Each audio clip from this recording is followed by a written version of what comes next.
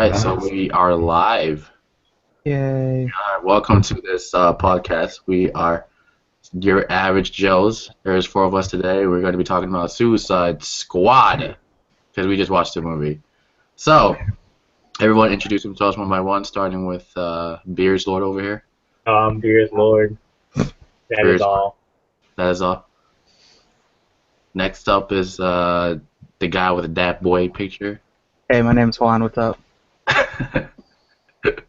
And lastly, we have Mr. Cody over here. Hello, it me, Dad Cody.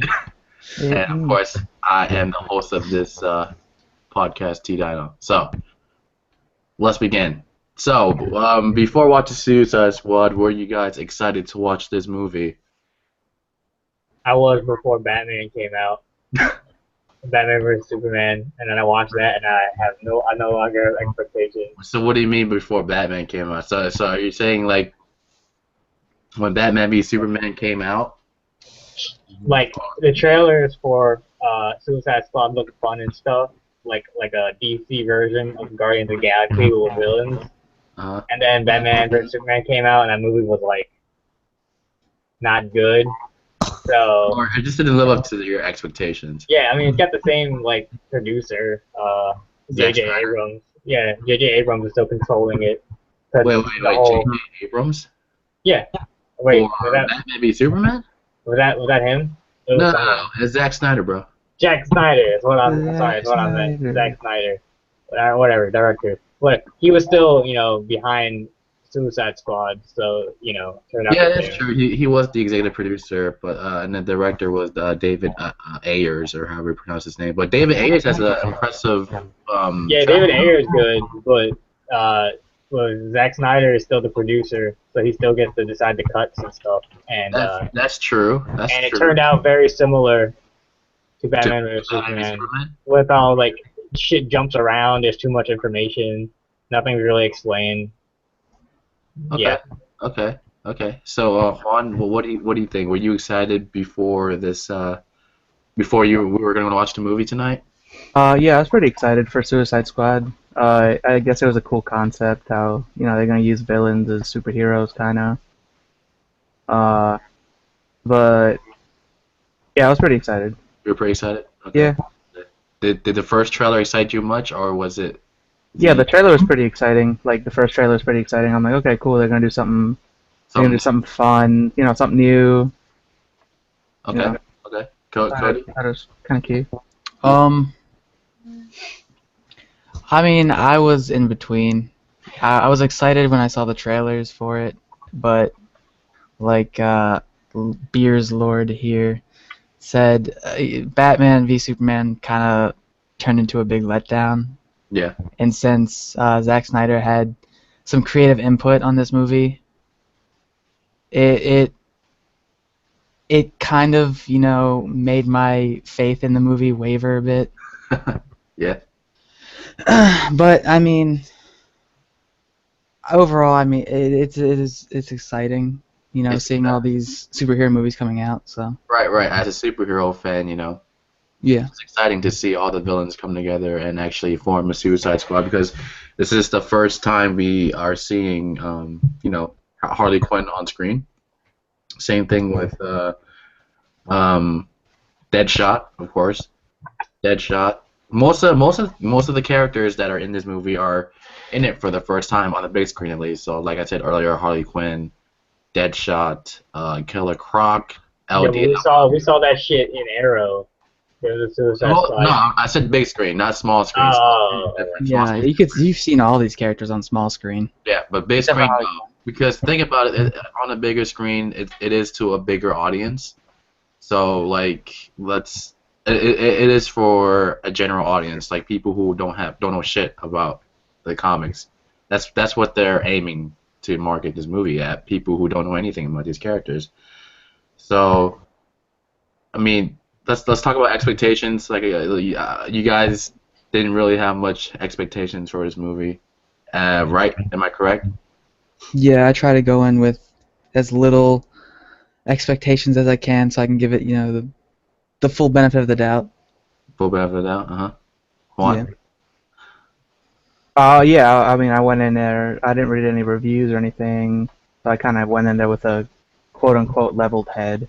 What that? Okay. Yeah, you know, I was willing to give it a shot. Like everyone else said, though, Batman v Superman was a, you know, it's kind of a letdown. That's true. Um, I enjoyed the Batman side of the movie more than the Superman part, and really the rest of the movie. Of Batman v Superman? Yeah, of Batman v Superman. Okay, so I mean, we can all agree here that Batman actually made Batman v Superman, tolerable to watch. That's true. Yeah. I think that's true. Ben Affleck, did a pretty good job as Batman. I mean, everyone was doubting him. They were saying Ben Affleck is not going to be a great Batman compared to Christian Bale, but he looks fucking amazing in that armor and that scene in the warehouse where he was, fighting all of those crooks. He did an excellent job. It's like a scene straight from the Arkham games. Literally the best thing to come from that movie. The best scenes from that movie, right? Yeah, exactly. I agree. Only good things to come from that movie. Like, I mean, I guess also the Wonder Woman. He was pretty good. Wonder for Woman like entrance, yeah. 2 minutes. Wonder Woman. Yeah. What I had doubts about Wonder Woman at first too, but as soon as she came in, I was like, okay, this is something that's happening, and the entire fight scene was absolutely. I mean, visually it was stunning. It looks great. Zack Snyder. Zack Snyder is good at making shit look He's good. good at making he's good at making visual porn. Like visual effects. He makes it look nice. It's just that he sucks at storytelling and transitioning and all that shit. But I don't know. Like, I came into this not expecting much. I mean, it wasn't as bad as other reviewers were saying it was, but like, it definitely wasn't. Okay. So let's talk about that. So, before you watched the movie, there were a bunch of reviews coming in saying that this movie was really bad, especially on Rotten Tomatoes. Yeah, it's like a 26% right now. You guys think it deserved the really bad rating that it did on Rotten Tomatoes? Well, the way Rotten Tomatoes works is an aggregator, so it's aggregating other reviews, and it's not really taking into account too much of the ratings. But definitely, it wasn't that bad. It's not 26% is really low in my opinion. I feel like it deserves slightly higher, like a 50 or something. But yeah. I don't know. Like the average rating for a critic I'm looking right now is 4.7 out of 10. Oh, so I don't think it's a 4.7 out of 10 movie. I think it's a 6.5 to 7. It's like watchable, but it's definitely not like. It's not. DC could do better. DC could do better. I absolutely agree. It could. Like looking at their animated shit, DC could do a lot better. Oh well, I don't know because Killing Joke recently. Okay, Killing Joke was not. We didn't watch it yet. Like us and us four in this room have not watched Killing Joke yet, but we have read reviews. I mean, the final act of the movie stays faithful to the comic, but the first half, I heard everyone really panned it. They didn't really like it, so we're still waiting to go watch the movie. But yeah, I'll hold reviews for that, but. I don't know. It's the only animated DC film that I've seen get reviewed as bad as the regular films. So yeah, I mean, we still have hope. There's Justice League Dark coming out. Yeah. It has Constantine in it and Constantine. Yeah, it's gonna be still good, dude. Matt Ryan's reprising his role as Constantine. Pretty high. Yeah, Matt Ryan from the live-action Constantine series. He's going to be project as Constantine, so that's going to be exciting to watch. So expectations for most of us were neutral or low, I guess, for all of us. So I guess we can all agree with that. Going into the movie, I actually didn't really expect much either. Just like everyone else has said, Batman v Superman didn't really do very well. I mean, financially, it got almost $1 billion worldwide, but universally, it was kind of panned by critics, and it kind of deserved it. Like we said earlier, the only good scene from Batman v Superman was that warehouse fighting scene, and I think honestly, anytime Batman showed up, it was good. Was that? Like, anytime Batman showed up, it was real good. Like early on, when they had him in the apartments with the cops, and he's climbing up walls and shit, looking like a monster. That was pretty tight. Yeah, that was a really good scene. And he has the voice manipulator instead of going like that shit. Like Christian Bale. The Christian Bale. That helped a lot. Yeah. I don't know, but that quality of Christian Bale though was kind of it kind of felt weird though.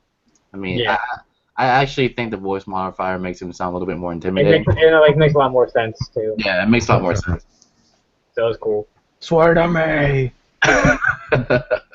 But speaking of Batman was actually in Suicide Squad. For like a minute. Spoilers. Yeah, he was in the beginning. This is a spoilers discussion, by the way. I did title. By the way, you know. By the way, spoilers, not spoilers. Batman already in the title, but Batman is in the movie for a couple of scenes, and the mid credit scene too. Oh yeah. Yeah, we'll talk about that later, but he is in the beginning a bit. It has something to do, of course, with the Joker and Harley Quinn. And surprisingly, he is the one who actually turned in Deadpool. Oh, not Deadpool, fuck. Deadshot. Wrong universe. Wrong universe, bro. Wrong universe. Deadshot, I mean. So, yeah, Batman was in this movie. Oh, you know what else surprised me? What? The Flash. Oh, yeah. Yeah. I didn't like his suit.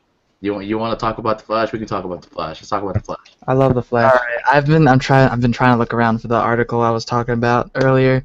I can't seem to find it anywhere, but I did read somewhere. Maybe I made it up, but I did read somewhere that is supposed to. His first original suit that he made was supposed to be made out of like parts from spacecrafts from NASA, because it's supposed to help with his aerodynamics and not burn up instantly. Really? Yeah. I But don't I don't want to. I need quote, I confirmation. don't want to be quoted on this. I'm just saying. It was in an article. I've been looking for the article. That's the problem. I can't seem to find it. I'm just saying, You I'm not made saying it out like, Maybe I made it all up. like armored Flash, like from Injustice. Like he doesn't need that. He's not getting punched in the face. He's fine. Like, No, literally, no one's catching his ass. Yeah, like literally no one's catching him, so why do you need armor? I actually don't know why they decided to go for the Injustice Flash look either. It's really a random choice. I mean, Yeah, I think, he's not fighting, so like. yeah, it's not. I mean, what Cody said earlier about the space aerodynamic thing, it kind of makes sense. But he doesn't need to be aerodynamic because he's Yeah, fast because he has the Speed Force to protect him and shit. So. Yeah, he's got Speed Force and shit. Like what? Yeah. So I mean, I don't know. I don't know. I mean, if they go for like a pseudo realistic Flash where he goes so fast that he can injure himself or something, I guess. Mm-hmm. But if they're not doing that, like, why bother? That's true. Why bother? Maybe they just want to make it look cool. They're saying like the Flash is the equivalent of Marvel Spider-Man. We'll see. We'll see. The new Spider-Man blew me away, so we'll see. The new Spider-Man was great. Yeah. He was fucking awesome. And I told I don't think Zack Snyder can handle comedy. Zack Snyder is no fucking Kevin Feige or the Russo brothers, so it's I don't know. But no, recently Jeff Johns got promoted to the president or to be the CEO of DC Comics or something along that line. He's kind of like the Kevin Feige of the DC universe now.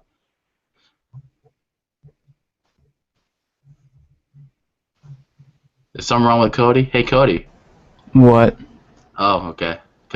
Someone else muted me. I don't know why. Sean muted you, yeah. There was feedback, and I thought it would just mute for me and muted for both. Oh yeah, I mean, I kind of hear the echoing in the background too for Cody. It might be because we're a little bit too loud. I don't know. But yeah, Jeff Johns is a creative writer, and he's been promoted to, I guess, be the CEO of most of the DC Comics, let's say franchise or like films and the comics and stuff. So he's pretty much like the Kevin Feige. Hopefully he makes good decisions and we can have some like really good DC movies. DC needs to get better at their comedy. Like I know they tried in the comedy was a lot better in this movie though. It was a lot better this time because it was actually there, but like it wasn't as witty as the Marvel movies are. True. So we'll see. Like they had some funny scenes, but I saw scenes where like that it looked like it was there to make people laugh, but literally no one in the theater laughed at all. So I was like, well, they need to work Let's on think that. about it though. DC usually is a much more darker universe than Marvel. You have. They need to decide what they want to be though, because like they said the new Justice League is gonna be lighter, right? Well, yeah, But they're already also following off this dark ass Batman and this real dark Superman who is now no longer alive. So and then there's a brooding Aquaman too.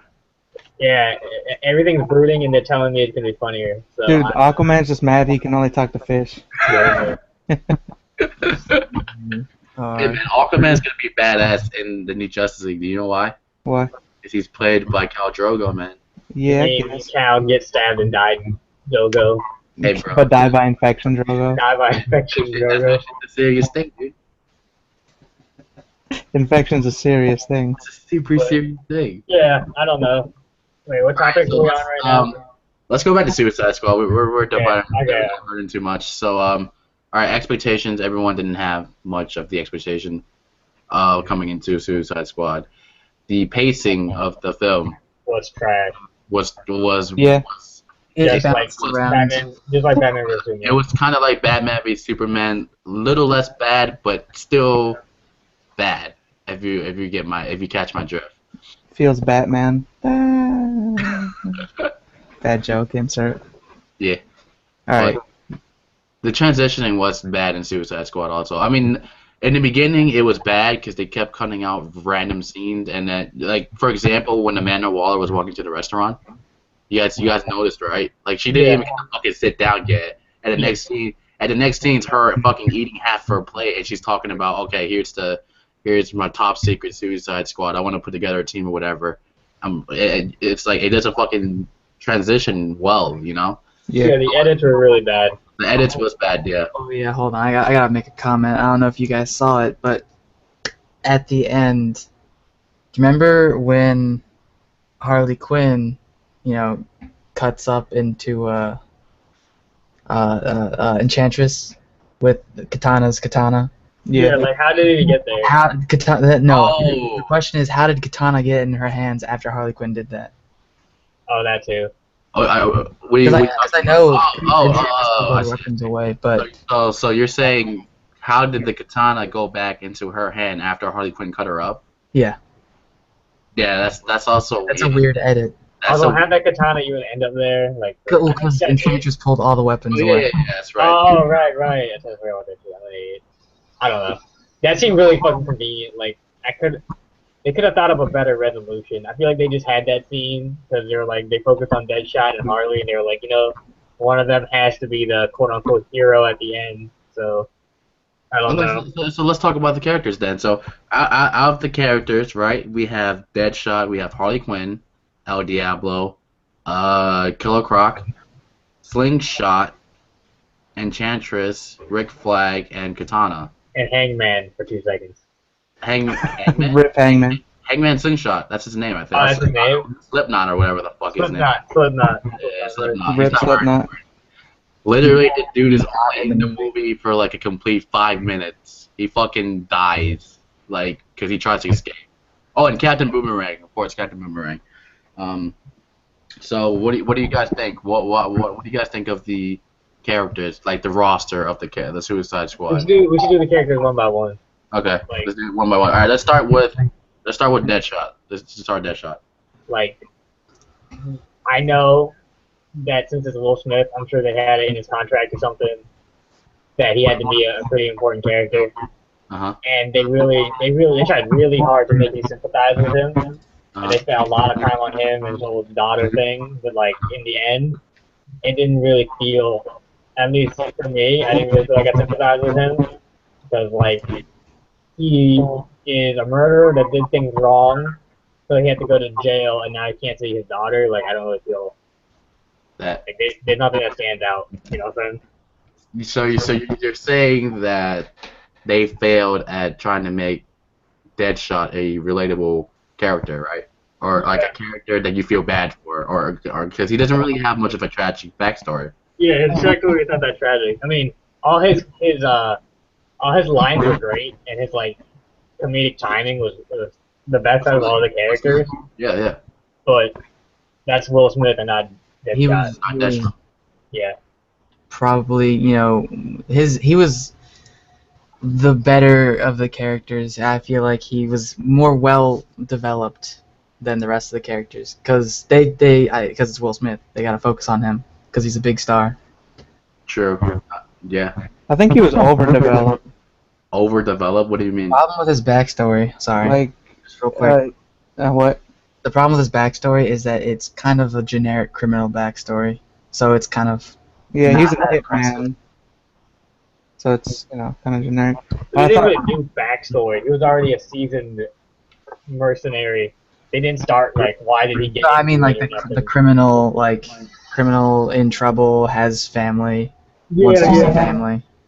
And trying to do good by his family. Yeah. Yeah, it's kind of generic. What were you gonna say, Juan?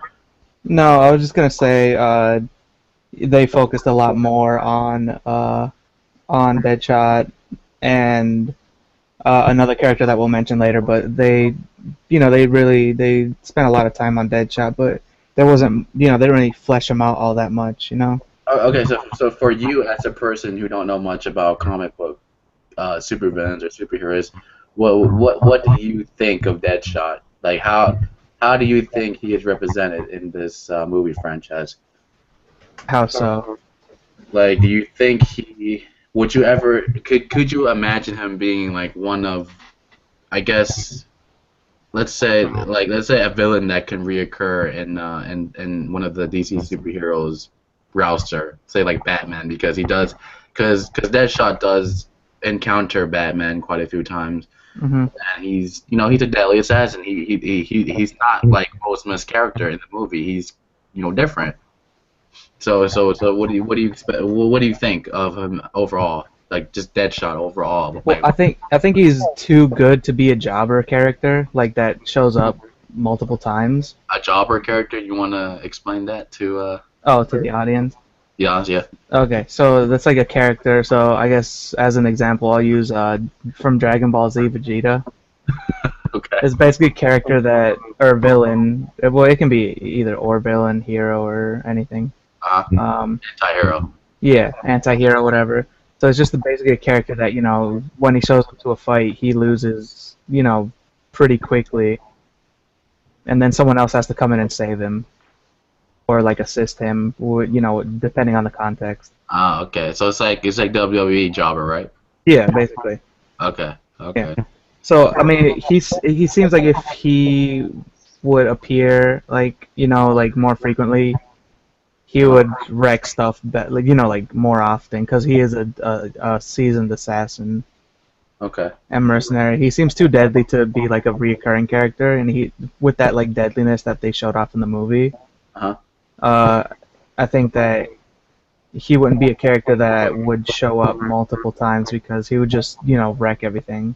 So you feel like he's more of a character that can be like a big bad, right? Yeah, he's a big bad villain, I guess. Big bad. I disagree with that.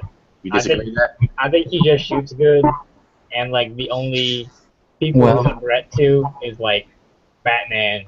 Because if Batman gets shot, he did. But like, it was the Flash. The Flash would kick his ass. If it was Superman, the Flash would kick his No, but think about it.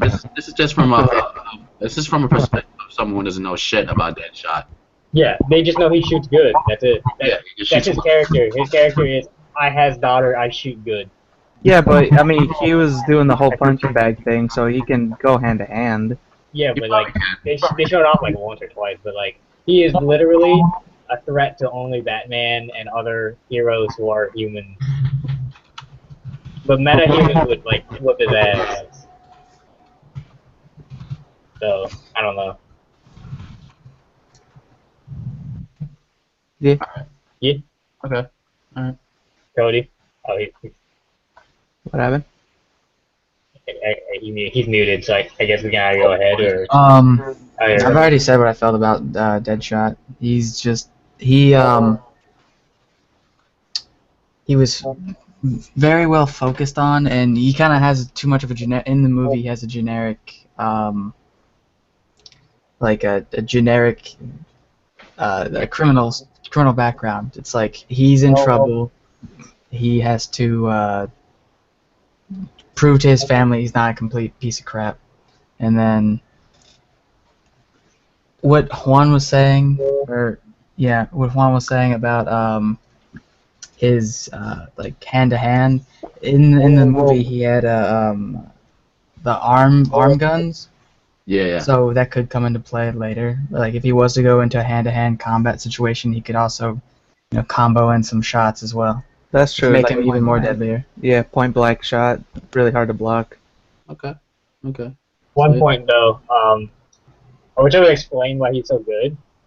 Like, I don't know much about Deadshot, but I don't know if he's like a meta-human with real good accuracy, or he just practices real fucking hard or something. I don't know. He's I know what you mean. They had that scene where he like hits bullseyes all the time, and I was like, yeah, I know his Deadshot, but like, why is he Deadshot? Why is he that good? Why is he Deadshot? Yeah.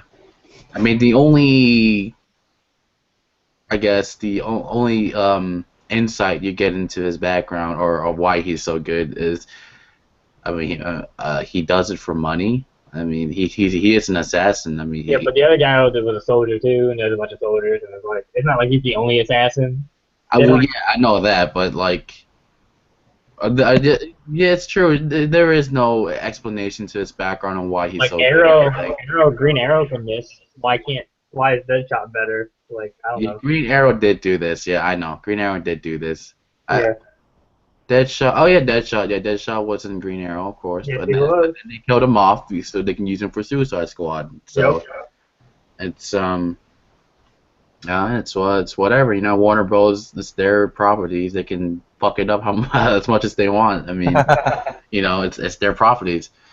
So okay, I guess Deadshot has been talked about enough. I mean, overall, I think pretty much the same as everyone in here. Deadshot is. He gets a lot of background in this movie, and it's only because it's Will Smith. It's a huge ass name to a character like Deadshot. Deadshot's not really known much by the general population, so it would be nice if they fleshed out his background a little bit more, besides of trying to make him human or have you like sympathize with him. In the comics, I do remember him having a daughter or something, but it's whatever. Deadshot should have had some more background story to it, or should have some more background story to him to make it more interesting. That's all I wish for, and it would have been nice to see him do. I felt like his action scenes were a little bit underwhelming. I kind of wanted to see a little bit more from him. So they could have done a lot of cool like geometry-based shots and stuff. Like they should. They could have off things, awesome. like in that one movie, like Wanted or whatever, where you like curve the bullet and shit. I'm sure they could have done. He only had one cool shot in this movie, and that was the beginning of the movie. Yeah, where he's like, "You sure? I have 10 seconds to kill this guy, so you're ready to give me my money, or I'm not gonna kill this guy." Yeah. Yeah, he shot at his piece of armor, and it ricocheted off, and it killed his target. So that was a cool thing to watch. Cool. Like they set that up, and then they don't do it again. Yeah. It was cool to watch. So you should do something like that more often with him in the future. So yeah, that's enough for Deadshot. We're gonna talk about the next character who actually got a lot of screen time and background story because of how big she is. Of course, I'm talking about Harley Quinn. Now, when I'm talking about Harley Quinn, I'm also talking about the Joker because those two go hand in hand. So the only reason why Joker is in this movie is because of Harley Quinn. So yeah, Harley Quinn, thoughts? What do you guys think? Am I just gonna talk? Yeah. I guess I'll talk. Anybody can talk. All right. So, I don't really sympathize. Like, I don't think they tried to make you sympathize with Harley Quinn. I think they just tried to make her a big character like she is in the animated show and the movies and whatnot. Because she's a big character, and people love her. And she was like originally made for the Batman animated show, so all that good stuff. She was sufficiently crazy, and I guess, sufficiently interesting, but I don't know. I mean, spent a lot of time with her, Yeah. but at the same time, I felt like they didn't really need to spend that much time with her to convey the same message that they were trying to convey, where she was like crazy. Because her comedic moments weren't that great, and all the good scenes you had with her, other than the elevator scene, were in the trailers. So, like all her jokes are pretty much in the trailers. Yeah, so all you the don't really jokes are in the trailer. Yeah. get too much out of her, other than she's there to be obsessed with the Joker, because that's her character. And That is her character. Yeah. Yeah. So I mean, like she's a much better character in the comics because she's more independent and stuff, and she makes her own decisions. And they kind of hinted at that in the movies where they're like, she's more dangerous than the Joker, but they didn't really show it because she was. They just showed her being, a lackey for the Joker. So I don't know. I think they're have more with the character. They're probably gonna set her up for a future movie or something. Maybe. I feel like they will set her up for a future movie. They said that during her intro, during a splash screen, it said like killed Robin, but it never mentioned anything like that. Yeah, in her like splash screen thing, like when they're introducing other characters. I didn't catch that. Yeah, in the bottom it was like killed the Robin or killed Robin or something like that, and I was like, oh, cool, he's pretty badass. But like every single time the Joker shows up, she becomes fucking useless. That's true. That is true. And I'm like, why you gotta be like that? That's just the effect the Joker has on her. Yeah. Like, I mean, but still, in like the other animated movies and the comics and stuff, she is capable and she beats people up and whatnot. But well, originally Harley Quinn didn't kill Robin though. It was solely Joker. It was the Joker. Yeah. You gotta remember this is just like an independent thing of its own universe. Yeah, I know. But because it's attached to the DC name and because it is trying to convey the same character that the other forms of media are conveying, like you have to take into account people like. I mean, they're not going too off of like the comics. They're giving her the same background and. Yeah, I agree. I mean, it's not that off. I mean, of course, Harley Quinn didn't have a hand in killing Robin, but now that we're seeing this universe play out, I mean, it kind of makes sense that the Joker would have Harley Quinn help him kill Robin. But yeah, so for Harley Quinn, I guess Beer's Lord have his point down. Harley Quinn is she is the second character that gets a lot of background story. Juan, you wanna put your opinion on Harley Quinn? What do you think of Margot Robbie's performance as Harley Quinn? I mean, I think she did a good job playing Harley Quinn. I mean, Harley Quinn's crazy, as crazy if not crazier than Joker. And I think they did a pretty good job, just conveying that. But like you said, like Barris Lord said, that's what they conveyed, and you see all of her jokes and whatnot on the trailers. Yep. And honestly, I personally found her like all the her lines kind of annoying at times, or like out of place. Like I liked her character, don't get me wrong, but I think they just kind of they're trying to force her to be funny. Try to be the comedic relief. Yeah, the comedic relief, the comedy relief in the movie. But yeah, I just thought some of like her lines were too forced. Yeah. Yeah. It didn't hit as well as Will Smith's lines. Well, I mean, stuff just rolls off Will Smith's tongue, I mean, but she's just hilarious. Charismatic and stuff. Yeah, she is charismatic. In the animated series, she's very charismatic. Even crazier in the animated series. Yeah, she's even crazier in the the animated series. Yeah. All right, Cody, what do you think, buddy? Also, she kind of looks skanky in the movie, so I don't know. Well, I mean, she had a booty though. She had no booty though. She was thick. Nah, dude. She wasn't thick, but she was thick. like. I don't think you want to understand what thick is, yo. Wait, yeah. I don't think you understand what thick is. No, I know what thick is. I'm just pointing. Just hip. She had booty shorts, but you know what I'm saying. I mean, she still get it though. I'm just saying. I'm just saying. I'm just saying. All right, Cody, what do you think of Harley Quinn? I like the plays at the comic version costume. They had Yeah, it that was twice. cool. The animated version, yeah. Yeah. The Jessica Um, costume. I wouldn't say so much that she was supposed to be the comic relief. I feel like that was more supposed to be Captain Boomerang, who made little impact. That's true. And I feel like they portrayed her craziness well, just maybe not as crazy as they could have. I'm trying to like give it the benefit of the doubt for being its own universe and not compare it too much. Yeah, to other media. Yeah, I don't because I don't want to. I don't want to like not give it its full potential. Give it its own, I guess, Chance. chance to- Merit. I don't know. I see what you're saying, but at the same time, those are characters that exist. And Yeah, I mean, I understand if they go like other things. If you pull most of the like the background story is still fine. The fact that she's crazy is fine. The fact that she loves the Joker is still fine. All of it's fine.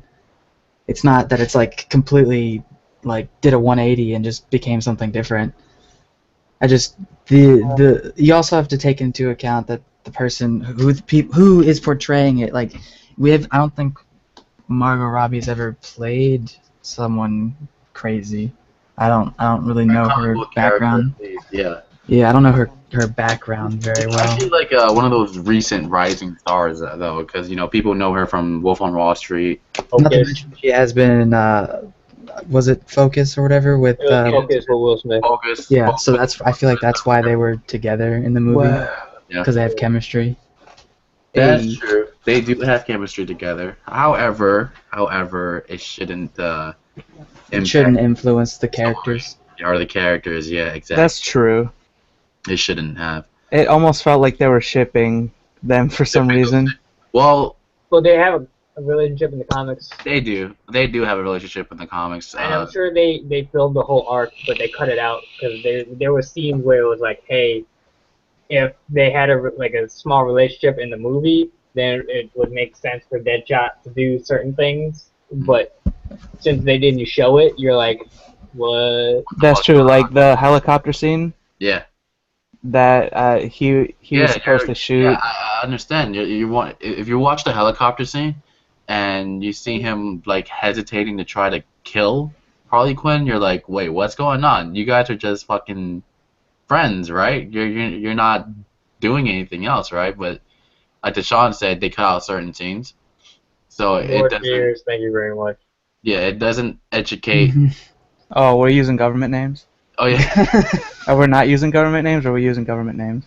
Beer's Lord has educated us on or the movie doesn't tell you how Will Smith's character Deadshot and Harley Quinn actually get to the point of having this relationship where he hesitates to kill her.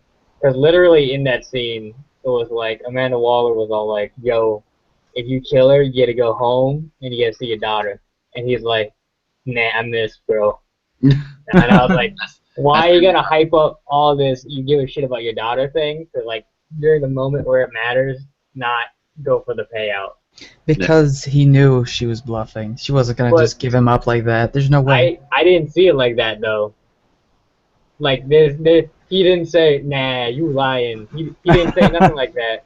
Because he doesn't have to. Because he knows. You lying. He didn't even suggest it. Why you always lying? He just like, "Oh, I missed. Oh, well, too bad." The thing is, they don't really give too much background for Amanda Waller either. See, That's they true. do. That's I true. think I think she was one of the better characters in the movie. they didn't give her any background at all. They don't explain. All Her they say is background, that she's badass as fuck. All right, let's talk about Amanda Waller in a bit. Let's finish up with Harley Quinn. Okay. Let's finish with Harley Quinn. So Okay. Cody, are you finished about your thoughts on Harley Quinn? Oh yeah, I'm Okay. about So that. Harley Quinn overall. I mean, would you guys see like Margaret Robbie play Harley Quinn again in another movie or what? I mean, because the fact that she did already once, I can see it. Again? Yeah, Because I mean, of continuity. Yeah, continuity. Yeah, I can see it. Continuity-wise, we have to see them again because they're not gonna recast them. I mean, it gives us another chance to see her try to act Harley Quinn in another way.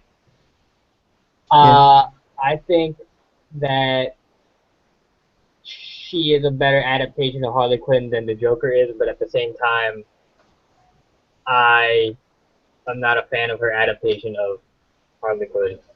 Okay. I don't know. I feel like she could have been a more independent character and not super not like super dependent on the Joker. Yeah, she was like super dependent on the Joker. Like I don't know. I feel like she didn't. Initially, that's how Harley Quinn's character was in the first place. She was like. Yeah, but this is supposed to be like way later.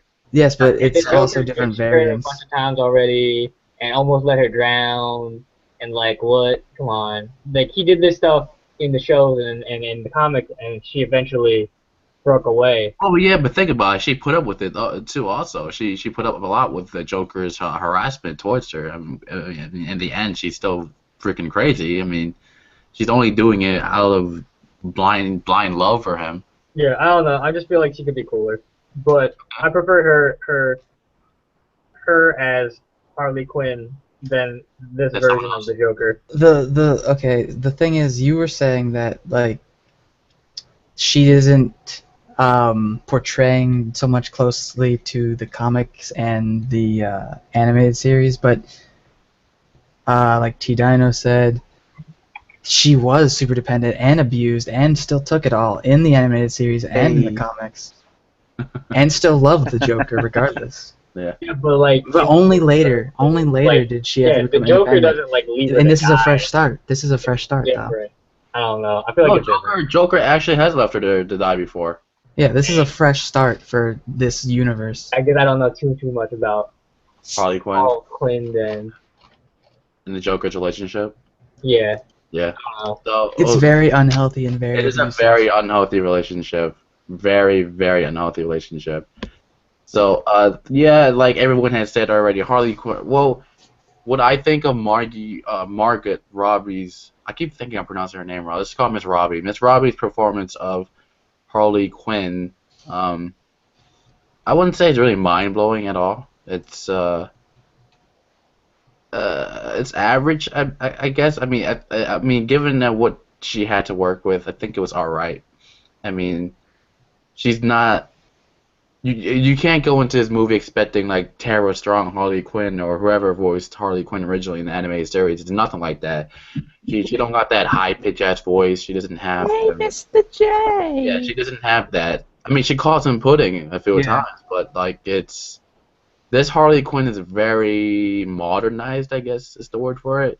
Yeah, her accent wasn't really all that. Like her Harley Quinn voice / accent, whatever you want to call it, wasn't all that great. Yeah, it's nothing. It's He's nothing like British or Australian. Whoa, no, not even. She's Margot Robbie? Is she like English or something? She's English. Yeah, I think she's Yeah, English. she's British. I thought you were talking about the character Harley Quinn. No, Harley Quinn's like from New York. I'm from New York. Well, she did all right, but it's not something I expect of when you hear Harley Quinn. You know. Yeah. She just spoke English.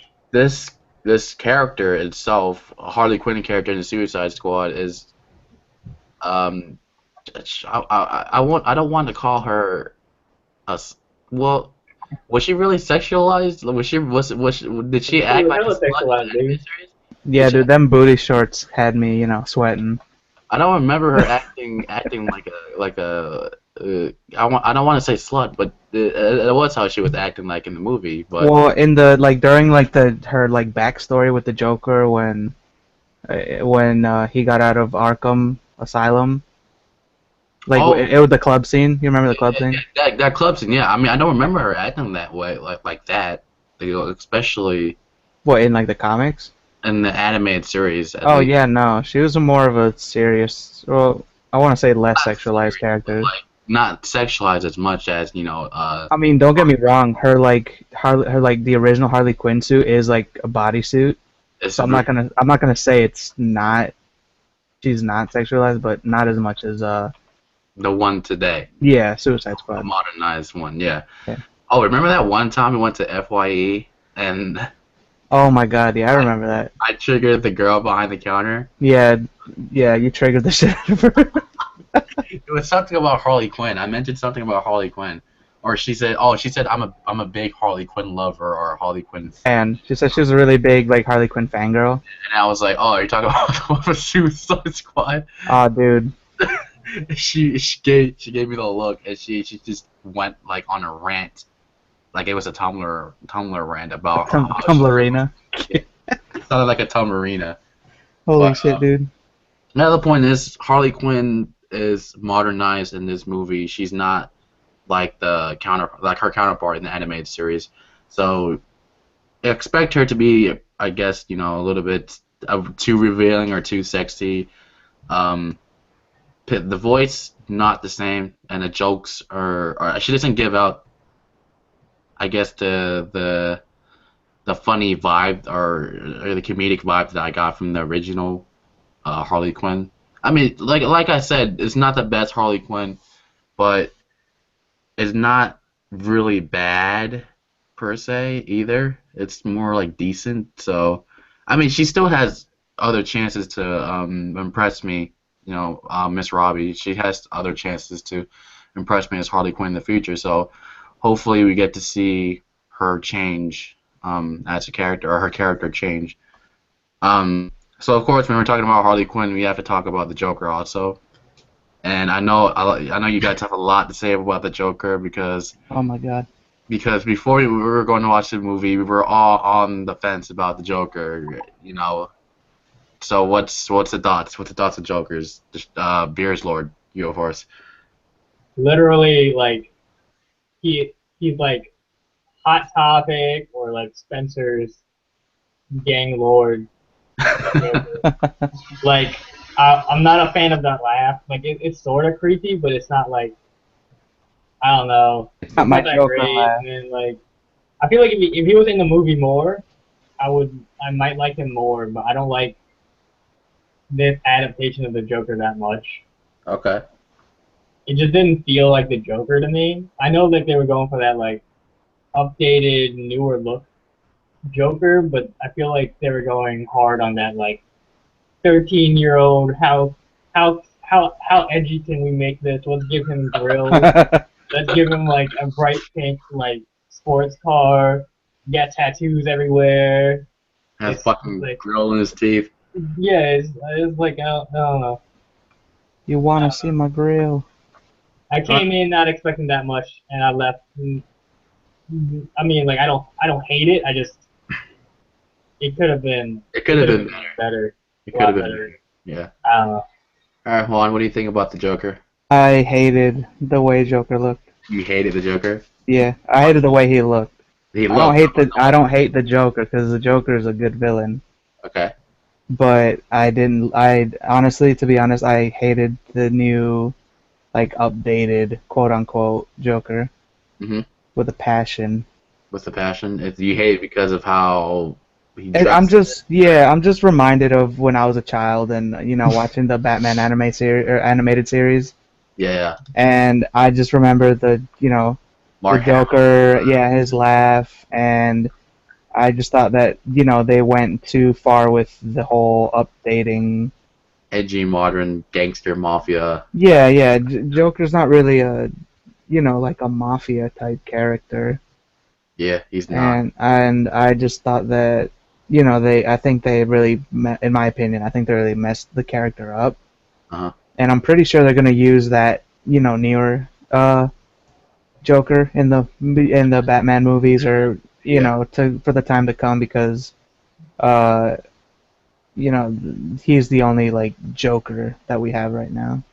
Okay. Yeah, but like I said, I didn't like it.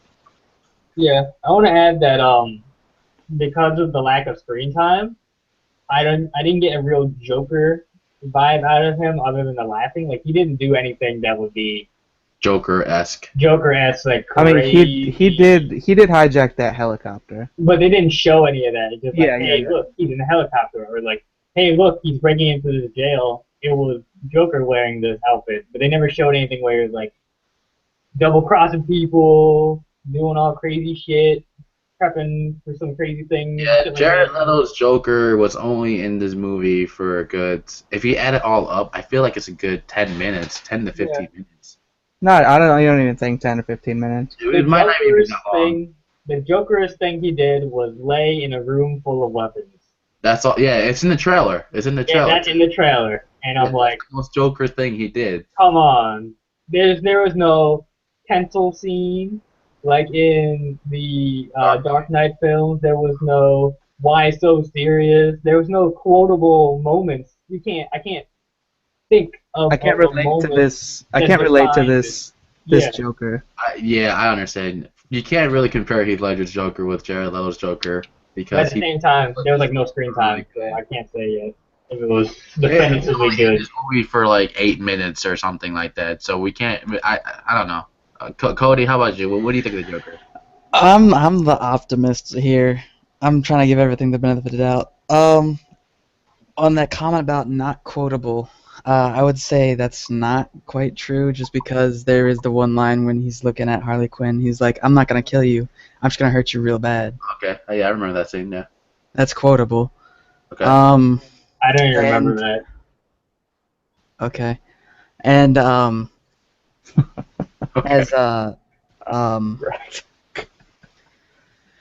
as the thing where he's not a crime boss, and like he is a crime boss technically. He in Heath Ledger's performance. I think what Paul was trying to say is that this Joker is more of a pimp and not much of a. I don't know. I didn't get a crime boss feel. Like he had. I mean, he had a group of just people following every order he commands, and he has had that in Heath Ledger's Joker when he did the bank robbery. And he has that in all the animated series. I think he didn't command the presence that I'm more used to. Well, because he didn't have the screen time in the movie. Time. Yeah. I feel like there was a lot cut out, but I could have done with less tattoos. I liked the hand tattoo. I'm pretty much the only person. Was a nice addition, yeah. His laugh is menacing. You're not gonna be like. Mark You're not gonna be comfortable if you hear that laugh while walking down the street. Yeah, he used like a weird laugh, not like a. It was a maniacal cackle. It wasn't like tee hee hee. I'm more used to like that full Joker laugh that literally every single Joker has. Yeah. You know. I mean, it had a presence. It had a. I don't think so. I mean, that's just my opinion. It was creepy, but it wasn't. I don't know. It would have. I feel like there's more to his character that we can see if he had more time.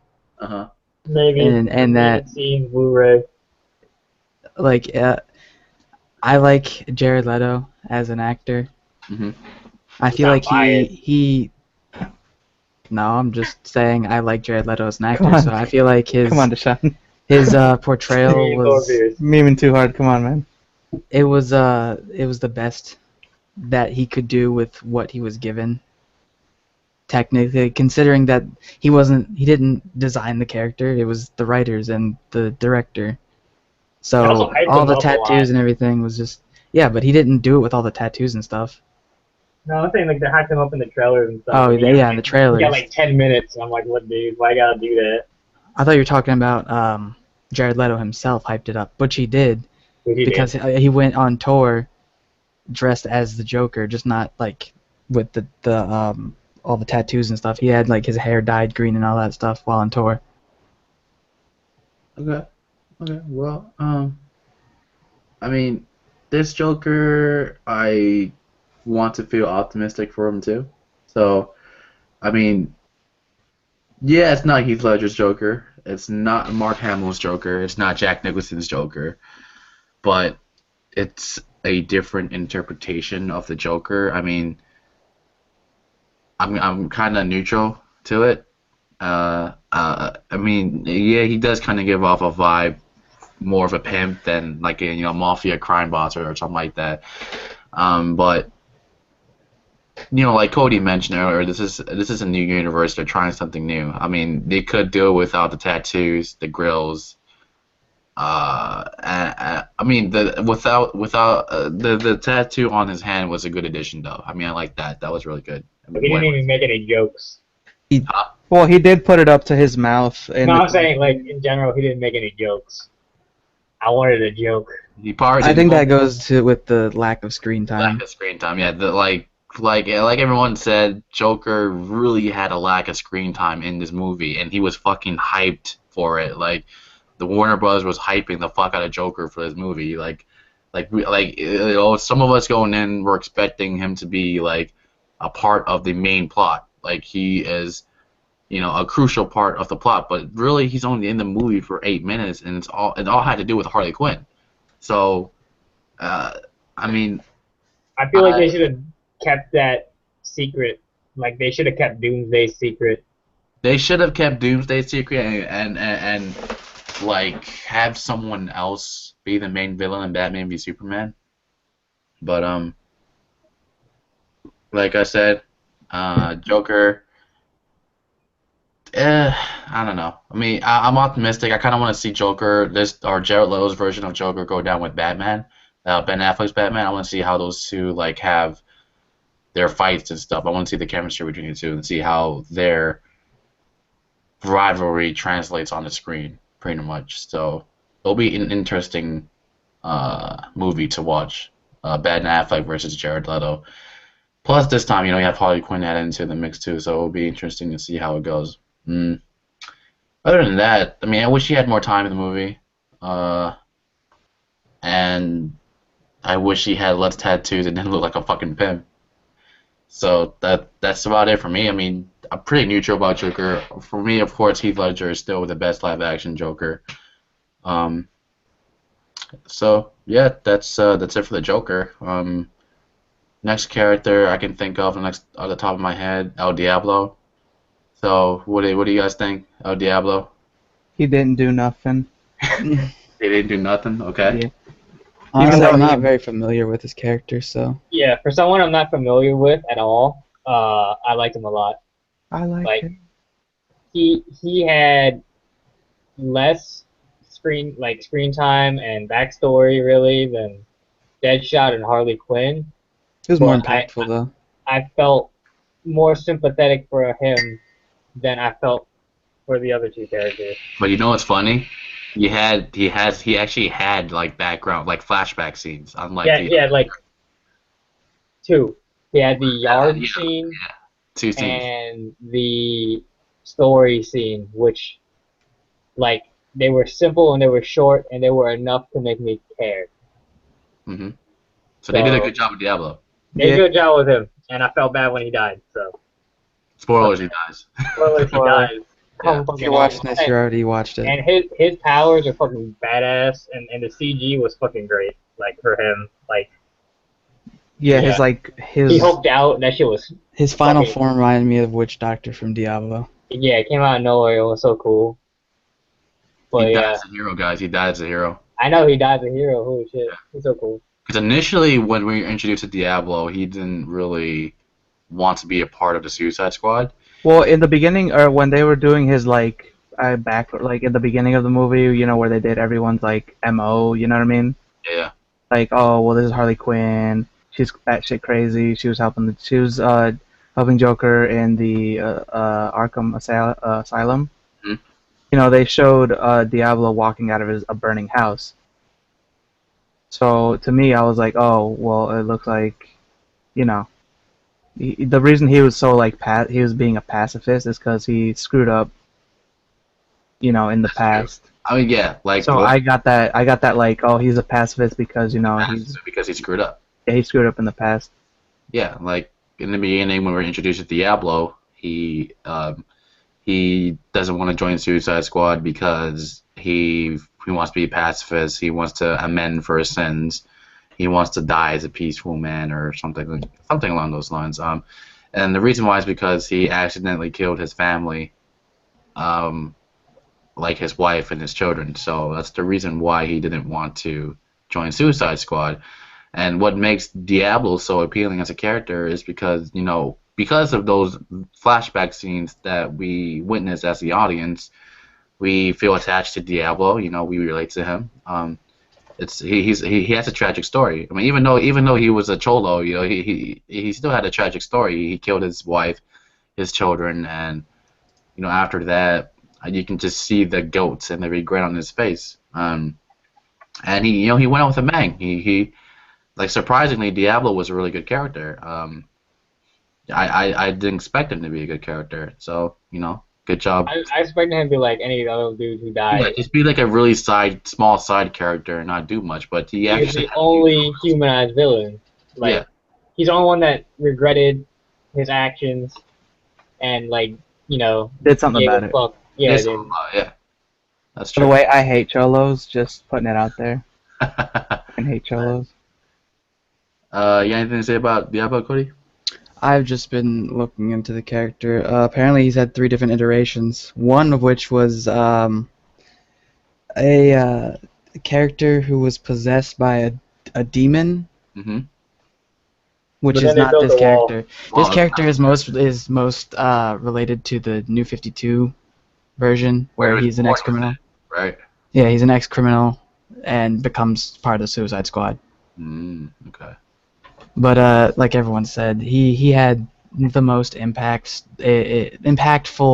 flashbacks that made you sympathize with him more. True. And he had badass powers. Honestly, fire powers are cool. Fire powers are cool. Yeah. They're also OP. Yeah, they're Usually, also yeah, they're OP. OP. Yeah. So everyone here has agreed Diablo was one of the good characters of this movie, coming out of the movie at least. So I would like to see him in another movie, but it probably not possible. I mean, we don't know. I mean, it's a comic book movie. You never know. So next up on the list, let's talk about Captain Boomerang. What do you guys think of him? Very Underused? underrepresented. Underrepresented? Yeah. I tried with the jokes, but none of them landed. You tried with the Judgment of Land. Okay. You know what? I could barely understand what he was saying half the time. I really had to He sit was there and like. Australian, yo. Because he's an Aussie, right? Yeah, I Yeah. mean, he wasn't putting shrimp on the Barbie though. You know. Well, And they had like that unicorn thing, but they never explained it. Yeah, he's got like You a know, laugh fetish. at it. That shit was funny though. I thought the pink unicorn thing was funny. I mean, it was pretty funny, but I wish they Funny, were but- like, touch I on wish it. I'd know why. Like, I I want to want be the in other the show. characters to like make fun of him or something. Yeah, they're like, "What are you, a brony or something like that?" And he would have been like, "I'll cut your throat, mate. I swear on me, mum. Yeah. that's not okay. I swear me, mom. I swear on me, mum, mate." But I think Captain Boomerang was a cool character. I mean, the guy who actually played him is Jai Courtney. He gets a lot of shit from people. I mean, recently he's gotten a lot of shit from people. They're like, "Oh, Jai Courtney can't play anyone else but this brooding villain," and he always act the same way. Because I'm pretty sure you guys haven't seen him much, but he was in the Divergent series as one of the villains or something, and no one liked him in that. And hearing that he's going to be in Suicide Squad as Captain Boomerang, everyone was scratching their head. They're like, this guy kind of sucks at acting. So, seeing him play Captain Boomerang, I wouldn't be able to tell that he was in Divergent. I think he put on a solid performance. I mean, the joke, of course, the jokes could have been better. I mean, they didn't stick, but I feel like he put on a solid performance as Captain Boomerang. I think in the future, Captain Boomerang might show up as a villain, per se, in a Flash movie because he is part of the road gallery for the Flash. So hopefully, we get to see his character fleshed out a little bit more in the Flash movie or something. I mean, like everyone has said, Captain Boomerang doesn't really have much impact in Suicide Squad. He's just there. Half the time he's fucking hitting on Katana, and she's just giving him this weird look. So. He's really underused a lot in this movie. Well, he like, didn't even do shit, and like He didn't even I felt like he was useless enough to die. Like I kept expecting him to get killed off because he, like, especially during that last fight where his boomerang didn't do shit, and he didn't even do any cool curve shots with his boomerangs or anything. Like he did do that cool like drone boomerang. He did the drone thing, but that didn't make sense because the boomerang. Yeah, it got shot down. Like, Well, yeah, I It kind mean- of hovered though, which was weird. It just kind of Yeah. sat there hovering like for a second. this boomerang spins. Is there like a gyroscope on it or something? Maybe. Focus. I don't know. I'm just saying, like, he was fucking useless. So, The scene with the Flash show was funny. yeah, that was pretty funny. That was great. When the Flash showed up, I was like, "Holy shit, it's the Flash!" But I don't know. He felt like he was there to die, but then he didn't. I think he's too too big of a villain to die. Like, because he's part of the Flash Rogue villains or the Rogues.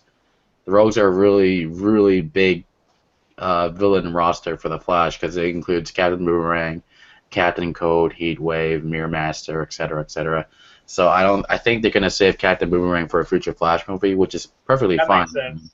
Which is perfectly fine. I mean, we can see how the chemistry bonds between Ezra Miller's Flash and Jai Courtney's Captain Boomerang. So, I mean, okay, I was gonna bring Reverse Flash, but then again, I was like, no, I'm not gonna talk about Flash because that's like a whole nother discussion right there. It's a good show, by the way. If you haven't watched it, go watch it.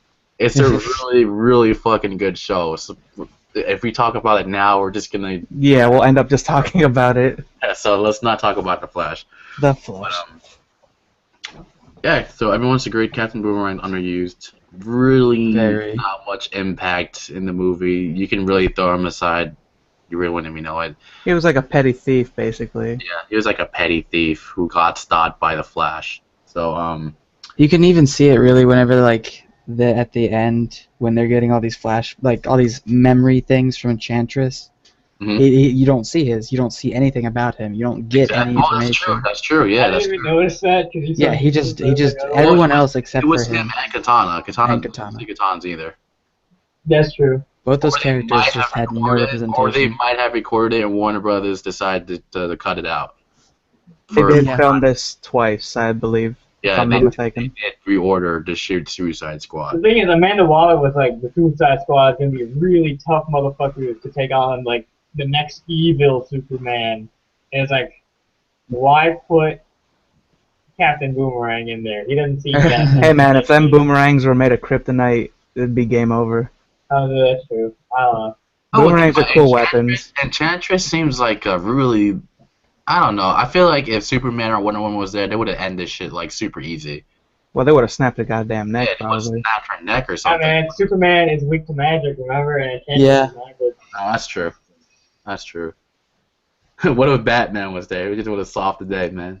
Yeah, there you go. Oh, dude, he would have been like a couple blocks away taking pot shots at Enchantress, like behind a car, like I'm supporting this team. Yeah, like Batman v Yeah, Superman. Batman v Superman, that was fucking gold, dude. Well, he can't do anything against fucking Doomsday. I know, but still, it was pretty fucking funny. He doesn't have like a fucking mega Hulkbuster like Iron Man or something like that. He should make something like that though. Yeah. Okay, so next useless character we're gonna talk about is Slipknot. Oh come on, man! Don't call him useless. No, really here's useless. here's He the was. whole He entire didn't do wrap-up. nothing. All right. He was only in the movie for 5 fucking minutes. He was there I to feel die like at the there was end. Like He was a there to die at the end. armory of characters that they were gonna kill, and it was like Captain Boomerang and Slipknot, and they pulled out Slipknot, and they were like, "We'll kill this guy." I think he was more of an example, you know. That for- hold on. He One could have been second. cooler though, because he was Native American, and you never see Native Americans in movies. Yeah. And they kill him. He shows up and he lasts literally like 3 minutes, like a discussion and then an attempted escape, and then They didn't even give him a backstory like the rest of the That's Suicide why Squad. he's a fucking jobber, dude. Yeah, Yo, fucking Boomerang, Captain Boomerang, just fucking Yeah, Boomerang was the reason why he died. he got killed because he's like, hey, let's get out of here, and then he's like, In the comic books, that does happen. That exact scene happens where like Captain Boomerang convinces Slipknot to run away. Oh, so it happens like that. Okay. Yeah. oh, I didn't know that. That's I not don't think it's like scene for scene, obviously, because the characters are different, represented different, but like it does happen in the comics. okay. It was revenge for the Alamo. Oh wait, no. that's wrong Mexican. fucking Yeah. that's Mexicans, dude. That's Mexican. Bro, calm down, GG, man. dude. You think about El Diablo. Trail tears. I don't know. What the fuck? I don't know. They can't say the Native American. I wanted to see him act, and then he died, and I was like, I mean, I feel like he was used as an example, though, you know, for the other people in Suicide Squad. I Remember? guess. I Yeah, don't yeah, know. because they inserted the nano chip, the nano bomb into their neck, and they're like, if you try to run away, we're gonna blow your head off. And no, if they don't believe it, there's an example right Yeah, there. like, They're like, okay, cool, thanks. Yeah. All right, so yeah, useless character Slipknot. Next up, let's talk about Killer Croc. What do you guys think, Killer Croc? I mean, he wasn't useless, but he didn't really do much. He had like 4 lines, I think, in the whole movie. Yeah. Yeah. I like the suit. He was a presence, I'm but hot, he like yo. Well, what do I'm you think of him? beautiful. What do you think of him physically? What do you think, Killer Croc? You think of someone he fucking? was not big enough. Yeah, I feel like he. His arms were like noodles. Yeah, he looked kind of dumb. You know what he looked like? He reminded me of God, what? It was in the Spider-Man 2. Whatever. Oh, he looked like Electro, Yeah, he looked like but with Electro. scaly skin. Yeah. Holy crap! Now that I think about it, yeah, it looks like that. It's bad CG, and it doesn't look that great. I mean, I thought he was a cool character. Hey man, you give him his BET, bro. Yeah, they gave him BET. Yeah. The man wanted BET and he wanted Sanctuary. I could have swore he said VET, like he needed to go to the vet. Yeah. What the fuck is that gonna do with him? Hey Take man, blood he's got samples. crocodile anatomy. Well, yeah, I feel like Killer Croc could have been bigger and the CGI could have been better for him too. Yeah. He looked like a fucking nudo, dude. Okay, I think that's everyone. No, actually, no, we have 3 more Katana. characters. We have Katana, so Yeah, how important they are and how much we remember them, right? yeah, let's talk about Katana. What about Katana? What do She you likes her sword husband. Could have done so much more. Yeah. Yeah, she could have done so much more. Yeah. I was expecting some magic CG shit from her. Because they were hyping up this sword that, like, steals souls and that her husband lives in, but they never did anything. Like, the sword even, like, when she fought, I feel like it should have glowed or something, but it didn't. It only glowed when she was, like, talking to Giving her. those minions, I don't think they were human anymore. I mean, they were human, just I mean, it's not like a possessed. magic sword. Like, they could have done some, like, Legend of Zelda, almost send, like, Skyward Sword type shit. waves of something, or... So I I'm don't not know. super familiar with Katana's sword, but is it like you have to kill them and it takes their soul, or is it like It so they killed have to be killed? whoever she killed. It traps the soul into the sword. Okay, I was gonna say like if she cuts herself while cleaning it, does that mean her soul's trapped forever? No, you have to kill them. I think she has like a special bond with that sword. Her powers are connected with that. I don't remember how she worked, but She didn't seem like she had powers. That, and she didn't seem like the souls talked to her. Like she had to initiate the conversation, and she can pick and choose who she talked to. yeah, it's more. I mean, that's what we're assuming. The character never had really like the only thing is you see her talking to like the smoke coming out of the sword, which you assume is to be her husband's spirit, but you don't know because it doesn't talk back. True. Maybe it's only something she can hear herself. Who knows? Maybe. Yeah. I mean, she's speaking Japanese most of the time, anyways, in this movie, and Yeah, like, that's true. one word of English. No, She English. said not villain or not Like thief, one not line thief. of English. Not thief. But and then sometimes when she was speaking Japanese, they didn't bother subbing it, and I was like, dude, what? Yeah. Like during the Diablo scene, they didn't sub his wife, and I was like, I don't. Yeah, they did.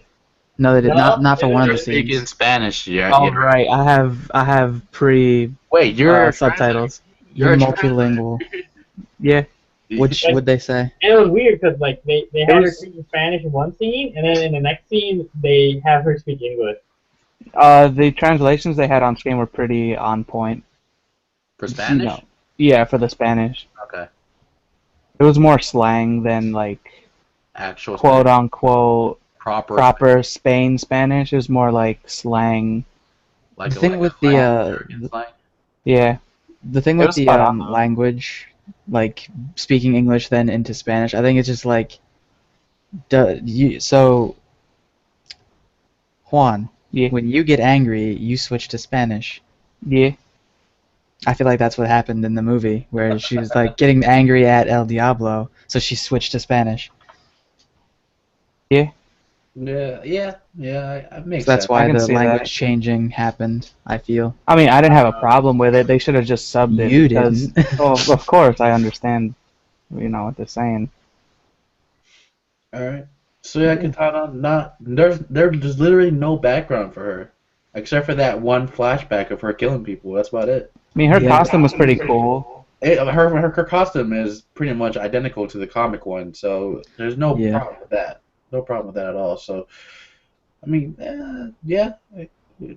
wish we had more Katana. I mean, she kind of showed up out of nowhere. Yeah, no characterization, no No background. characterization for her at all. So. Well, she was somehow related to Flag, which I was like, okay. I just kind of accepted it for what it was. Yeah, I mean, they're trying to rush it, push it along. They're trying to speed up the story. True.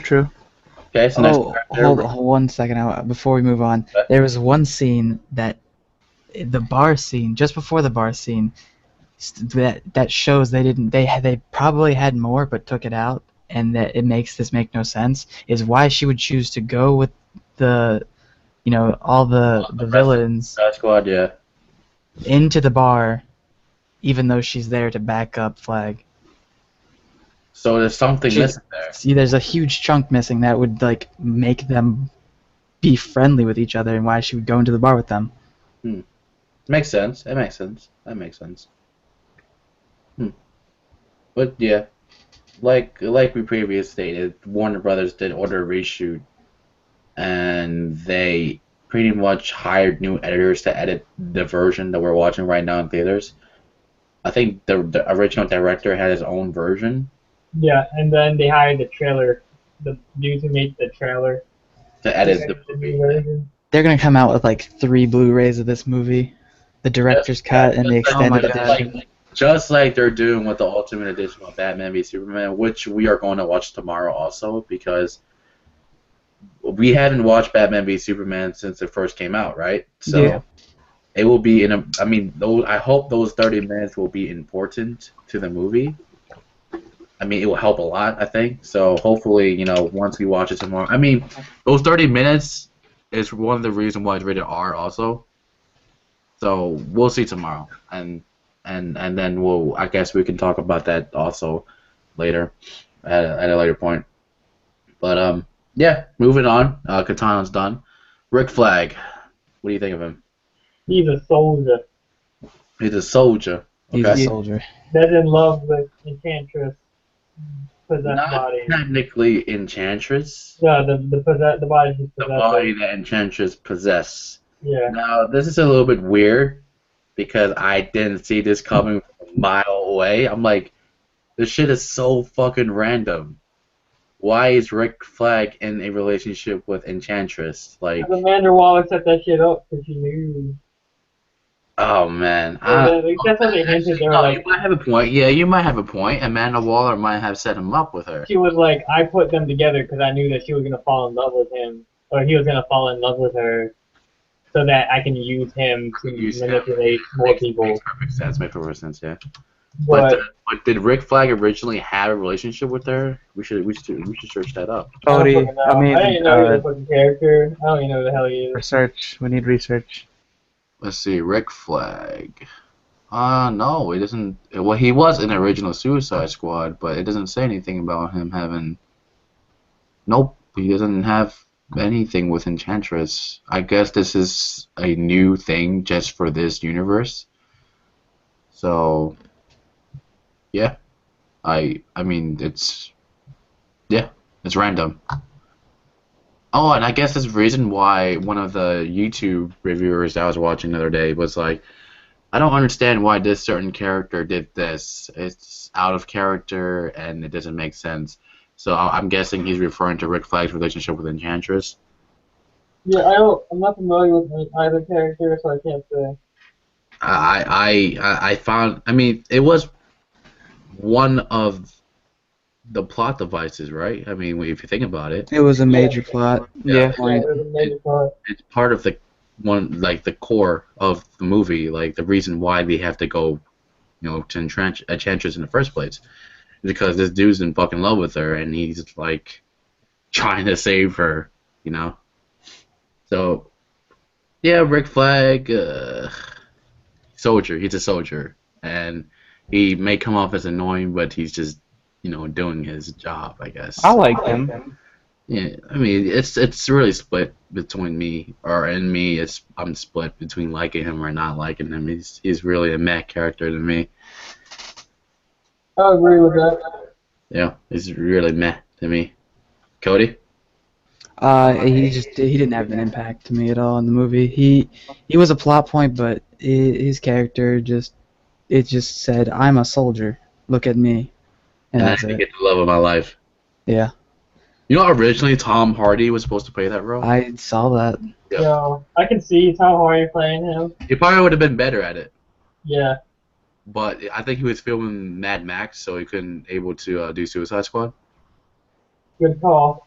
Mad Max was a really good movie. Yeah, that was a good call. That's true. That's a good call. All right.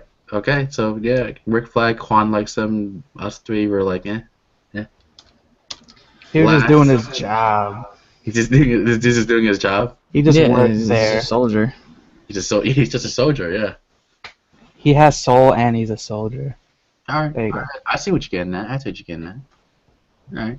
Last character, last but not least, Enchantress. Dear God, I hated the goddamn wiggle. Towards the end. Towards the end, doing her little dance. Every single scene they had her in. It just, I hated it. That was the one thing that I hated in the movie. Looking at her character, just wiggling around. It's kind of distracting, yeah. It was so just. Well, what do you So weird. what do you guys Did think? it freak you out? What do you guys think of her being the main villain though? Like, did you expect her to become the main villain or what? I expected something else. Like, I thought it was gonna be like, I don't know. I guess it was a surprise, but it's like, it wasn't enough that I gave a fuck. It was a weak villain. Which You know, a lot of I superhero agree. movies have an issue with. You know what? villains. All it is about Joker. I initially thought the Joker was gonna be the main villain of this Yeah, I movie. thought it was gonna be something like I that. didn't think. No. I didn't think that. Okay, so. The Enchantress was the least impactful. I feel like her brother did more damage than she did. The whole time she was just sitting there casting spells and raising the dead, essentially. Army, yeah. But Converting humans into her. The fight scene and everything just was like, you know. It was, a fight. Yeah, the fight scene, yeah. it was all right. I mean, I mean, that was cool. nothing They special. could have done more stuff. They could have done more teleporting and No, more but stuff. you have to admit that last shot with Killer Croc throwing the dynamite and Yeah, that was fine. that shit was great. That shit I'm was talking about like I thought they spent a little too much time on it. It was a little too slow. no, but it was still visually good though. You have to admit. Yeah, I mean that was cool looking. I mean, okay, and also there's a thing that the power that she had to get into their mind and show them what they wanted the most. Why wouldn't she do that early on? Because she knew Well, she that did they it were to coming. Rick. No, she did. She did that in the beginning. Yeah. I'm saying, like, why didn't she do that to the whole squad before they even got there? Because she knew what they were doing because she saw it in the meeting room with the defense people, the She Department thought, of like, Defense. they were gonna get wrecked by her millions of dudes. She could have just solved the issue way beforehand, Yo, but plot hole, yo, don't worry. it's a plot. Don't She's think not about that it. smart. Don't think She's about not that smart. But yeah, I do agree with what one of you said earlier, where her brother was doing most of the work. yeah. She pretty much teleported to get her brother, and she released him into some random dude dressed as Thor. So Rip guy. Bless his soul. He just had more of an impact. yeah, he had more of an impact. Literally. Like, hit hits destroyed everything. But he got fucking owned by Diablo, so you know it's a-okay. Yeah, I feel like the brother had more impact than Enchantress. Enchantress was, honestly, I didn't see her becoming the main villain from a far shot, but then again, it kind of makes sense because she's a witch. But It was not a very villainous wiggle. yeah, I think the wiggle is going to be something. Wiggle, wiggle. Wiggle, wiggle. In my mind. Yeah. Yeah, it was that ending where she was wiggling. Was it before she made them dream or what? That was like in between. It was woven in between scenes. Anytime she showed up, pretty much. Wiggle, Yeah. wiggle, Any like far away shot on her was just wiggles. Okay, all right. I think that song was in the movie also, just putting it out there. Really? Yeah. It probably was. I think it might have been. I can't I remember. think they exactly. overused music in that movie. Yeah. They did use a lot of like '80s rock. Yeah, it's like they were setting up for OST, like a soundtrack. They're like, hey, you can buy our soundtrack now. It's Yeah. just a bunch of old songs or newer So songs. Enchantress, meh, right? Kind of meh. Yeah. Meh. Menchantress. I feel like that kind of ties into the story as well. Man, I wish she had more of an impact with the story too. I mean, she's the reason why the She's brother. basically the story. Yeah, you're right. She's basically the main plot of the story. Like she's the main villain. So Yo, last year, you know I know who the main villain is? Amanda Waller. Yeah. I actually was going to talk about that. Yeah, the last character we were talking about, the Amanda Waller. So Beers Lord. No, I'm not going to say that. Beers Lord. So yeah, Amanda Waller. Explain. What do you think? Low, man. Other than Diablo, she's probably my favorite character. Cause Really? she don't, yeah, she don't give no shits. Like, I know they don't really go through with her background, and they really should have to explain like what she is in the government, or if she is even part of the government, or who she does. But they drop hints because she's like, my job is to make sure that bad people or that we're protected from bad people like metahumans and shit or whatever. Mm-hmm. But it's like they did. I think they did well characterizing her without giving her flashback moments because all the other characters were like you learn about them through flashbacks, but with her it was like you learn about her through In what the she now. did, what she said, and what that her act like showing her and her character, and it's like she don't give no shits. She ain't scared of nothing. She like pushed Killer Croc like straight up when she was leaving when they were saving her. Well, she can only do that because She just shouldered him knows the bomb get out of is my there. way. She don't give no fuck. She was great. She And give she was no like fucks.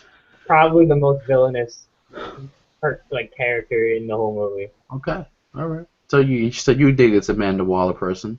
Yo, I'm digging. Whoever this actress is, I don't know her, but I'm digging. Okay. I'm excited to see her in new movies. Okay. All right. Juan, what do you think? What was the question? I'm sorry. Amanda Waller. I thought she's pretty cool. Cool. But it was kind of fucked up how she killed like that whole office full of like the people that were helping her. It's because they would slow her. They would slow them down, and they weren't clear to leave. It's a security thing, right? She's all about her agenda and what she's got to Agenda, do. secrecy, security. I mean, she could have like got them. She risked the life of that one guard because she gave Deadshot a real gun, and she was like, "Yo, shoot him, just shoot him. Like, you want to know it was a real bullet, shoot him." And Deadshot decided not to shoot him in the face, and I was like, "She don't give no shits." I love it. She don't give no shits. She said She got the biggest balls, 1 ton balls, man. She has the biggest balls out of all of them. Yeah, I guess. Yeah. Okay. All right. Cody. So I feel like portrayal-wise, the actress did a good job. Okay. The writing for the character, like there was a lack of depth, but if you know who Amanda Waller is before you see this movie, this character is played well by this actress. That's true. I already know about But if you don't know, I feel like you're gonna come in and be like, so why does she command such a presence? Who is she? I don't understand. Why she's such like this big boss kind of thing. Yeah. And she does have the biggest balls because I mean you don't mess around with Killer Croc. She messes around with all of them, and she fucks around with all of them, and she doesn't give a shit.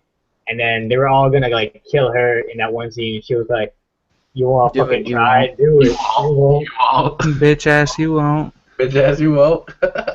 But yeah, I going in knowing who Amanda Waller is, I like the character, but from like an introductory standpoint and how this is the first time you see Amanda Waller in movies, it's kind of bad because you just don't know.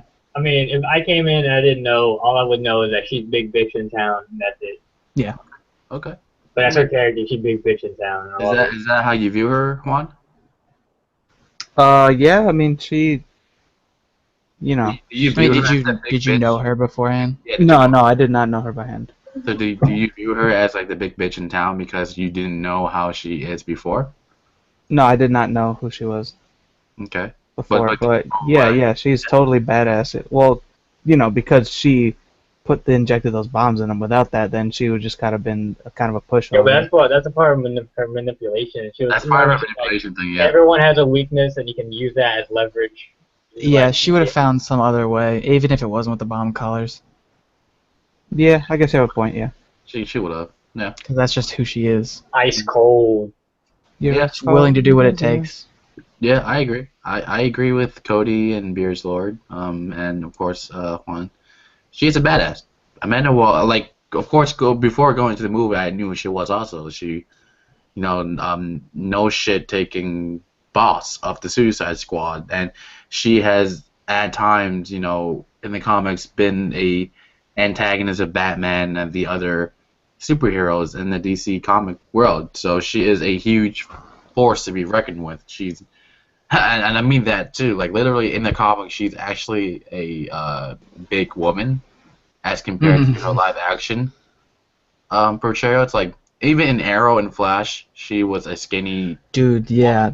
Just, they, like, did a 180 on that. They did. They changed her body physique greatly. Like even in the animated series, she was a big woman. Yeah. So I mean, they switched her body physique. I mean, the personality's still there, but the body physique, they switched it. I would argue that the Arrow version of Amanda Waller was more of a bitch.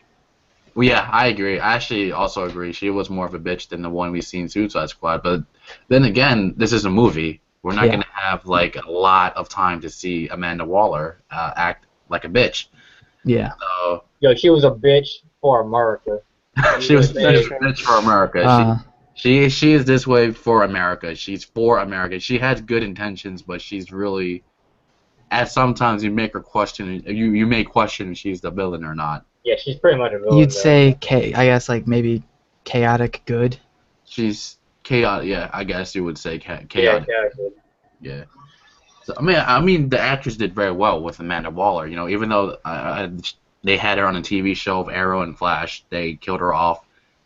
I mean, I was like, holy shit, they killed her off. But hey, I like her as Suicide Squad. The actress who played her did a wonderful job. So kudos to her. Yeah. And Amanda Waller. I mean, I knew she was going in, and she played out exactly how expected. So not much to say about Amanda Waller. I guess that's it for the characters. Unless I'm missing someone important. Am I missing anyone from the movie? No, I can't think of anyone offhand. Yeah. I don't think there's anyone else that's really important. Of course, like I said, of course, Batman showed up. Batman. Yeah. I mean, and he's Batman. That's it. Batman, well. He's Batman. Well, all right. So, okay, characters are done. Let's talk about this final talk point. So, the overall story of Suicide Squad, it's very generic. Very, very generic. Like big trouble in the city. The band has to get together and try to save it. So, what do you guys think? Oh, okay. So I honestly feel like the Enchantress as the big bad in the whole like end goal was not very good. Mm-hmm. Because Enchantress was a very, very underwhelming villain. Yeah. I mean, I understand she's like 6,000 years old and has the ability to raise an army and everything, but she needs a host, which means if you can kill that thing, whatever it is. Kill the heart. She's pretty much done. And if you can find the heart, which they found, you could have literally stopped this at the beginning. Yeah. But they wanted to use her. That's why they didn't stop her. Yeah. Yeah. So. There's just a big plot hole there. Suicide Squad had a lot of plot holes. Yeah, like Batman vs Superman. That's like Batman v Superman. Plot holes. Like it was 2 hours, and that was like too long. But at the same time, it was too short. Yeah, the movie was too long. Holy crap! Too long, but too short at the same time, and it was weird. And it's like if Marvel can do it with Guardians of the Galaxy and have a pretty cohesive experience, I don't know why DC couldn't just do something similar. I feel like with Guardians of the Galaxy, go ahead. Yeah, so here's the thing though. Every time someone say, Marvel did this, why don't DC do that? It's like, if DC does it right, then people are gonna be like, okay, why are you copying Marvel? Why are you doing this? Why are you doing that? Why can't you just be your own thing? I mean, but it already feels like the same thing. I don't know. I feel like Suicide. I'm not saying that they should copy it. I'm saying that they got it done, so why couldn't DC get it done? The thing is, I want to comment about the Guardians of the Galaxy thing that you said. The difference is that Suicide Squad is literally all these individual characters who have such in-depth backgrounds, like yeah, that have their own. Galaxy, well, no, it doesn't. Isn't Guardians of the Galaxy no like one knows literally? anyone from Guardians of the Galaxy, so hey, they had to do the same thing, but with even lesser known characters. I was gonna say, like, isn't just the Guardians of the Galaxy? No, they all have their own. They all have their own stories. But here's the thing, though: they are all heroes, right? Yeah. And Suicide Squad is more on the concept of that it's a group of villains working together. I mean, at the end of the day, they're still villains. They're not good guys at all. They just save the day because they have to. It's almost like they were forced to do it because if they don't, they're gonna die. Well, I mean, they were forced. Like, it felt like they hopped around too much, and they did this and they did that, and it didn't feel cohesive. And they weren't like. I don't think the movie had the same issue with like Batman vs Superman, where they hopped around so much because they were trying to build the world out so that there could be the Justice League movie. Yeah. This movie didn't feel like it was setting up for Justice League. It was just its thing with Harley Quinn and Joker. Maybe to set up the Joker. So I don't know why it had to be so like jumpy and so uncohesive. It's just you know bad. It's just bad. It's bad editing. Like it could have been. I mean, it had the qualities of a good movie, but the finished product they pushed out, like especially since they're not using it to build the world out, it just I don't know. It's a waste. It's a waste. Yeah, I mean, technically, yes, Suicide Squad should be a movie that helped build towards the Justice League because, for DC, Justice League is going to be their big movie. It's going to be, their Avengers. Even though Justice League existed before Avengers, in the movie world, Avengers was like one of those movies where, all these superheroes come together for the first time, and you're like, whoa, this is fucking amazing. Like, Marvel has been building it for so long. They had a great formula for their movies. While as DC is playing catch up right now, they're like, okay, we can't fucking make solo movies for every single one of our superheroes and then build up into Justice League like the Avengers. It'll be just like Marvel. They just want to rush everything, put everything into one movie as much as possible, try to skip hurdles and stuff just to get to that Justice League point, which of course have its consequences, like Batman v Superman, and of course now Suicide Squad. So I hope they don't fuck up Wonder Woman and Justice League. Yeah, at this point, Warner Brothers they need Wonder Woman to fucking succeed if they want their universe to continue. I think no matter what, it'll still make a fuck ton of money. What happened? No matter what, it'll make a fuck ton of money. Yeah, but like they won't, I guess, make the audience the more the comic book audience happy. Yeah, They'll make the general public happy, which is what's gonna get them the money. But like the fandom, I feel like they should kind of balance it. They should balance it between the fandom and the general public because. But at the same time, I can see it's a business, and I can see why they would want to make it so that the general public likes it more. Because it's more money. Yeah, it's more money, honestly. At the end of the day, it's still business. Yeah. Oh, yeah, but still, Warner Brothers have to understand that you can't shut out, the comic book lovers, entirely because, even though the general public, funds their, I guess it funds their, their box office and stuff like that, the majority of there are fans who watch these movies are, I mean, of course, comic book readers and people who've grown up with Batman, Superman, Wonder Woman, and all these heroes. So they shouldn't cut out the fan club or the fans. They are still a huge part of the community. I mean, being a geek right now is a mainstream thing. If you think about it, like it was frowned upon back then, but now it's cool to be a geek. So they shouldn't cut out the geek crowd or the comic book crowd, the loyal fans. It's like a slap in the face, if they want to continue. I mean, I think Marvel is doing a good job at pleasing both the fans and the general public. But then again, Marvel, they have Kevin Feige. He's a very smart dude, and of course they're owned by Disney, which is they rule the world. They rule the world, so it's hard. It's going to be hard to compete against the MCU because they have so much. They had so much time to build their universe, and they have very good creative people on their side.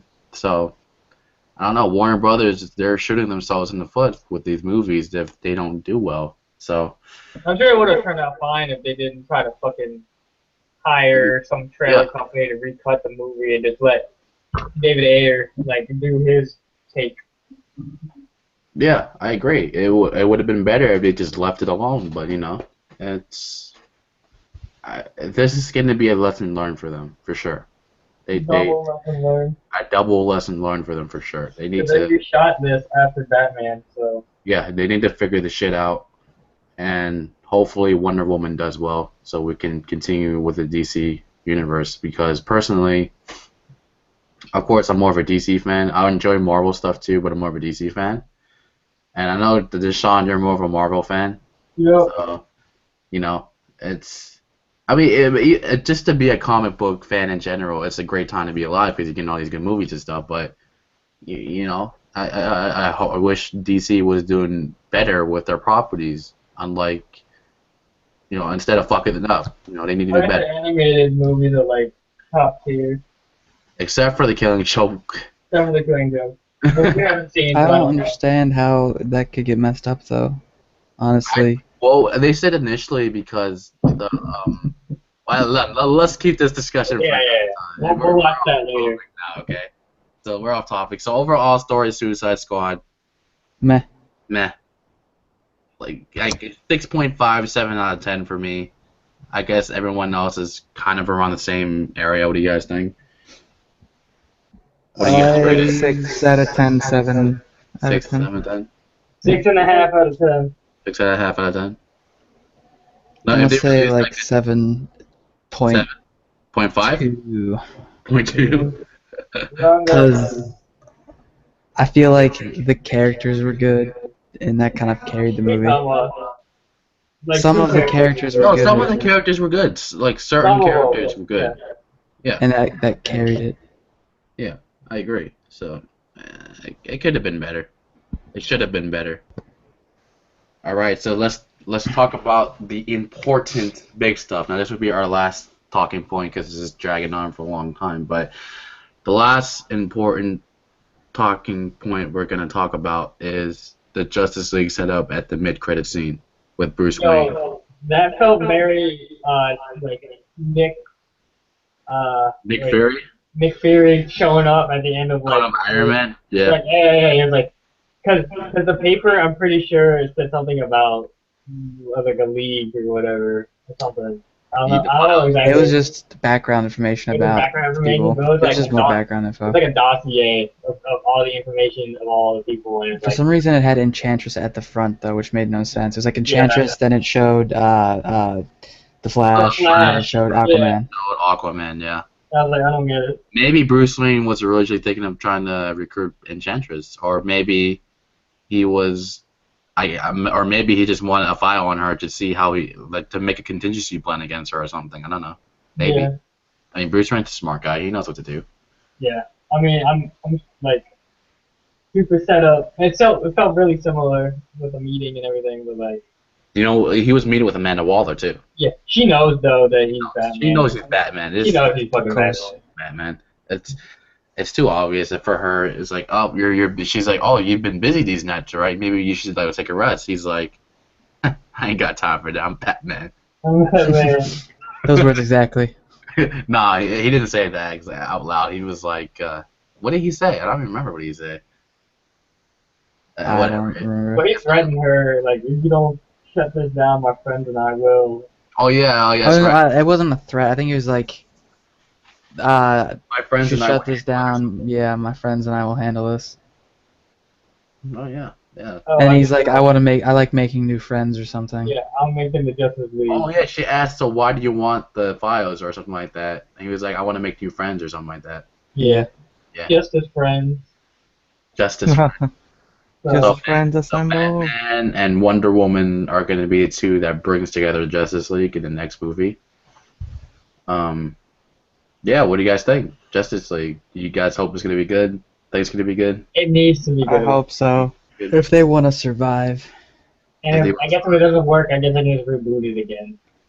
Reboot? I don't know. I don't know if I can stand another reboot. Oh, let me rephrase that. If they want to survive rating-wise, because financially they're doing fine with movies. People are gonna go and see the movies regardless of the Batman, ratings. dude. Yeah, it made like $500 million. Yo, I think if Justice League doesn't work, they should just only make Batman movies. Honestly. Because they don't. That's the moneymaker, man. Yeah. Like. Because even then, Batman v Superman did not beat Dark Knight. I'm just pretty hyped for Batfleck, yo. I feel like Batman movies are easiest to not fuck up. Yeah, that's true. It is. It isn't. Because you don't have to use a lot of CG. You don't. And You have to do a lot of practical effects.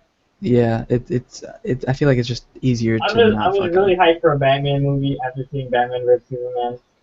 Like Ben Affleck plays a really good Batman, dude. Ben Affleck plays an incredible Batman, and it's like a murdery, more violent Batman, but like he plays it well. He plays it well. He's a brooding Batman. He's really good at brooding He's Batman. really good at brooding Batman. Even at Comic-Con, he was fucking brooding the entire time, dude. He just came out. Yeah, he just came out and he was just standing there while like fucking everyone else was cheering and jumping and shit. He was just like, I'm Batman. I'm gonna stand. My parents are dead. My parents yeah, my parents are dead. Swear to me. Yeah. So yeah, the mid-credit scene is set for Justice League. I'm excited for Justice League. I just hope they don't fuck it up. I think Wonder Woman's actually gonna be really good. The trailer looked really nice. So hopefully they don't fuck up Wonder Woman. I think that comes out next year. And then Justice League right after. And then we get Flash and the rest of the DC gang. Unfortunately for Justice League, they're not going to have Green Lantern. So I feel like they should have rebooted Green Lantern. Before doing the Justice League? Yeah. Yeah. Or at least picked out a character and dropped hints about it. I think they're going to drop a post-credit scene about the Green Lantern and Justice League. Like, at least a mid-credit scene, like hinting at Green Lantern or something like that. There's some other hero, like Blue Beetle or something. Something cool. Yeah, something cool. Alright, so that will be the last of our talking about the Suicide Squad and the future of the DCEU. Of course, there will be other sessions where we can talk about it. So, I want to thank these guys for joining me. We have Beers Lord, Jizzy Dick, a.k.a. Juan, and Cody right here. You're welcome. Yeah, we're all friends. So, I feel like it's fun if we bring these types of talks to the YouTubes because, I feel like our opinions are fun to listen to. I mean that's what I think. So. But all right, let's go. I mean, that's what I think. I think it's fun to talk about this stuff and see if other people share our own opinions and stuff. Yeah. Yeah. Everyone probably thinks I have shit opinion. Your opinion don't is matter. shit. Nah, Yeah. I don't think so. Nah. We'll see. Well, I mean, we're gonna do this again. Maybe either I don't know. Maybe for Flash or Arrow or the next Doctor Strange. I don't know. We'll see. We'll see. Killing Joke. Killing. Oh yeah, Killing Joke. We should actually no. We should watch Killing Joke. and then we should talk about that. That sounds like a good idea. So, Killing Joke. Probably Killing Joke. All right, guys. We're going to end the broadcast right here. Thanks for joining us and listening to four guys talk about Suicide Squad. Bye. Have a good night. Or a good morning. See ya. Bye.